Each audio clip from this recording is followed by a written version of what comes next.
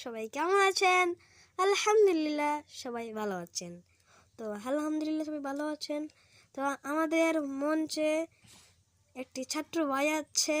উনি যখন মাদ্রাসা আসার সময় উনি ভয় পাইছে অনেক, পানি পড়া খাওয়ানো হচ্ছে।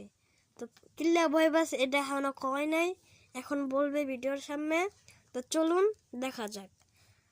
বলেন আপনার কি হয়েছিল। আসসালামু আলাইকুম রহমতুল্লাহ বারাকাতুহু। ওয়ালাইকুম আসসালাম।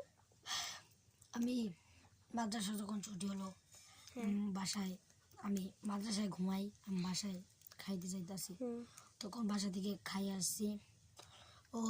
তখন অনেক সাইডে অনেক ভয়ঙ্কর একটা বাড়ি ছিল। এই বাড়িটা পুড়ে গেছে, সবাই ওটাকে ভূতের বাড়ি বলে, কিন্তু আমি কোনো ভয় পাই না, কারণ আমি তো মাদ্রাসায় পড়ি। আমি সব বিশ্বাস করতাম না। তখন একদিন আমি রাত্রে আমার আম্মুর রান্না করতে একটু দেরি হয়েছে। তখন আমি আসতেছি, তখন যে আমি হঠাৎ করে আমার পিছনে কে যেন আওয়াজ করলো। আমি পিছনে তাকাতে চাইছিলাম কিন্তু তাকালাম না, আমার ভয় লাগলো মনের ভিতরে। আমি আস্তে আস্তে হাঁটতেছি, তখন দেখি বাড়ির ভিতরে কে যেন চিৎকার আওয়াজ হইতেছে। আমি তখন শুনে তখন আমি দৌড় দিব ভাবছিলাম, কিন্তু দৌড় দিয়ে নেই, কারণ আমি দৌড় দিলে হয়তো আমার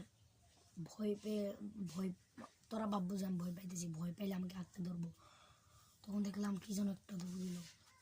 তারপর আমি আসলাম, তারপর মনে মনে ভাবলাম যে এটা শয়তান নাকি। তখন আমার মনে হলো যে আমি এটা সত্যিকারই শয়তানে দেখেছি।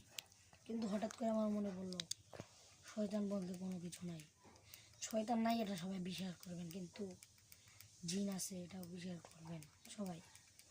তাই ভাবলাম এখন বাংলাদেশে কোনো শয়তান নাই, কারণ এখন মানুষের শয়তান হয়ে যাচ্ছে। আসসালামু আলাইকুম রহমতুল্লাহ বারাকাতুহু।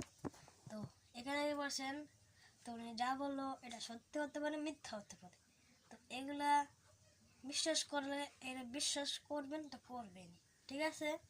এগুলো সত্যি নাকি মিথ্যা এটা আল্লাহই জানে। তো হোয়াটসঅ্যাপ ভিডিও। আসসালামু আলাইকুম রহমতুল্লাহি ওয়া বারাকাতুহু।